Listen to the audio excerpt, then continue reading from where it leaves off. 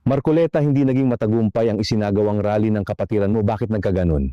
Kaya nga walang masyadong sumuporta sa atin. Magkakataon na sana natin yon hanggat nasa biyahe ang Pangulo para atakihin ang Malacanang. Kaso bakit biglang itinigil sa ikatlong araw ng rally? Sayang pinagpagura natin na balewala lang. Hindi ko nga rin maintindihan kung bakit biglang nagbago ang plano. Kung kailan malapit na sana, bigla naman nagaganon. Malapit na impeachment ni VP, kailangan manghikayat ulit tayo ng rally. Hanggat hindi ka inaaresto, samantalahin mo ang pagkakataon, meron pa kayong ilang araw ni Defensor. Full alert pa ang mga kapulisan, kailangan magpalamig muna tayo para masorpresa sila ulit.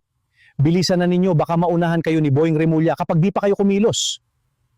Senador, bakit bigla lang umaalis ang mga nagrarally? Ayaw na ba nila ituloy pa? Paano naman kasi parang walang epekto ang ginagawa natin? Mukhang di tinablan si Boying Remulla. Kaya nga, sayang naman, dapat tuloy pa rin. Paano pa natin itutuloy ito? Kung arestuhin din tayo, sayang lang ang ibabayad natin, tapos makukulong din tayong dalawa. At isa pa, pagod at puyat na ang mga tao, kawawa din sila. Paano susuko ka ng ganun-ganun lang? Makukulong tayo pag di tayo gumawa ng paraan. Baka bukas di natin alam, arestuhin na pala tayo. Hindi ako pahuhuli sa mga Remulla na yan. Ako din ba? Kaya kung anong binabalak mo, isama mo ko dyan. Sige, sumama ka na lang sa akin, baka sumunod na tayo kay Bato. Ma'am Sara, alam mo na ba yung bagong balita na huli na si Zaldico sa Prague? Oo, buti naman nahuli rin yan. Siya itong maraming nakulimbat. Kaya nga ako konti lang nauna pa akong kinulong. Sana lahat mamuli na para patas ang laban. Sana lang lahat ng sasakyan niya kunin lahat, gaya ng ginawa sa amin. Pati yung mga pera kunin din, masyadong maraming nakulimbat yan eh. Sunod-sunod na yan. Naku, napakasaya pag nagkasama tayong mga nangurakot dito sa kulungan. Baka siksikan na tayo sa kulungan sa dami nila. Isang budots para kay Zaldico! Halika, Zaldico! Yun pong kumukonsumo ng kuryente 2,000 isang buwan pababa. Pwede na po nating ilibre yun. 200 billion lang po ang gagamitin natin.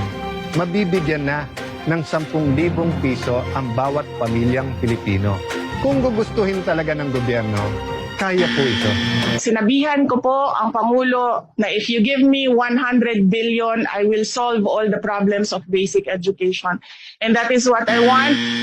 Lahat ng pera ng Pilipinas, 5.6 trillion ilagay sa kamay ko.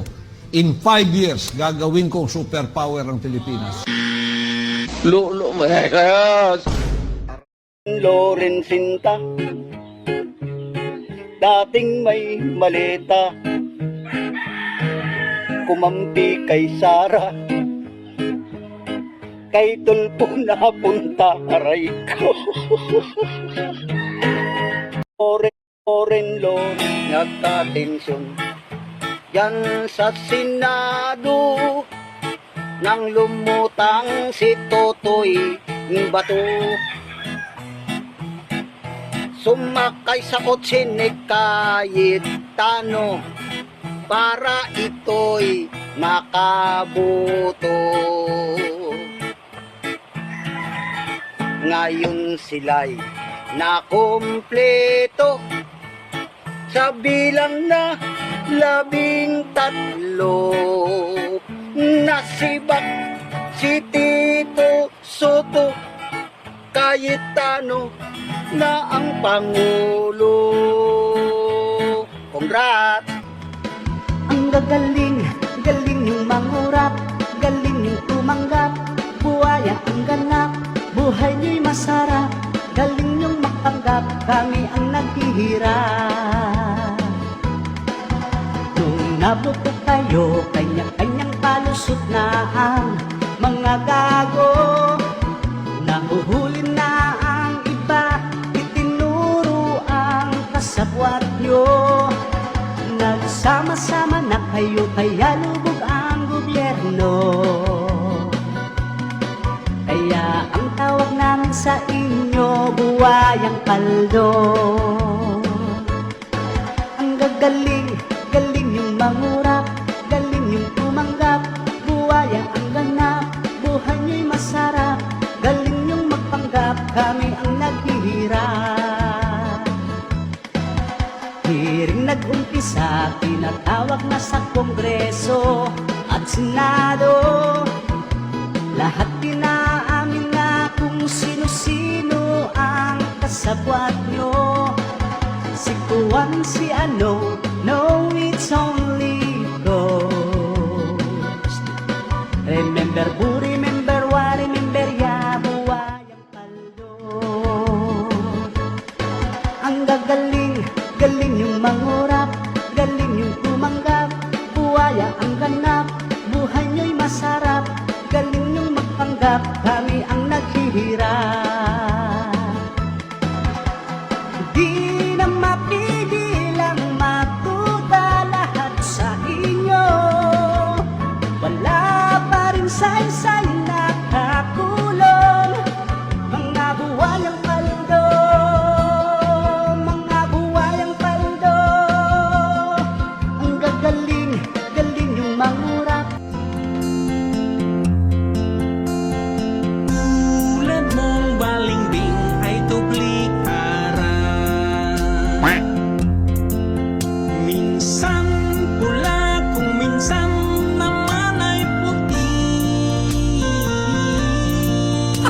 Katulad mo ay isang punyango,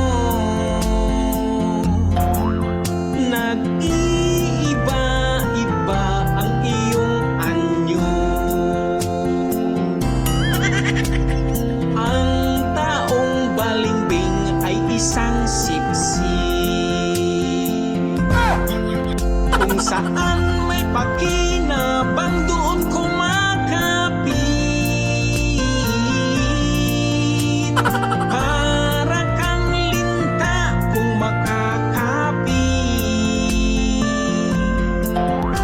kapit na kapit dahil may nasisipsip. Ang tunay na balimbing ay balik-ari.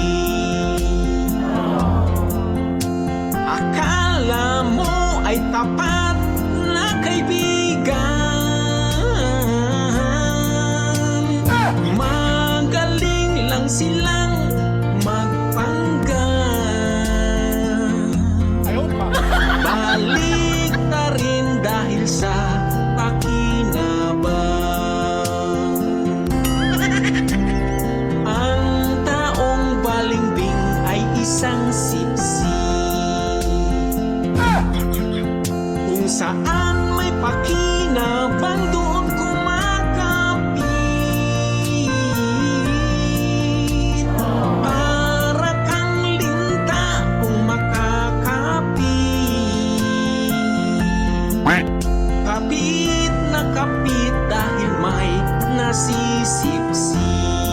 Bigay ng reaksyon doon sa sinasabi ni Senator Amy Marcos na bangag daw itong administrasyon na ito. Maliwanag na maliwanag na ikaw ang bangag at ikaw ang baliw at tanga dahil hindi mo nakikita yung mga tamang ginagawa ng administrasyon dahil puro ka galit dahil na kasi malaki ang mga candy na nawala sa iyo sa customs mong pinagtatanggal ni BBM yung iyong mga opisyal.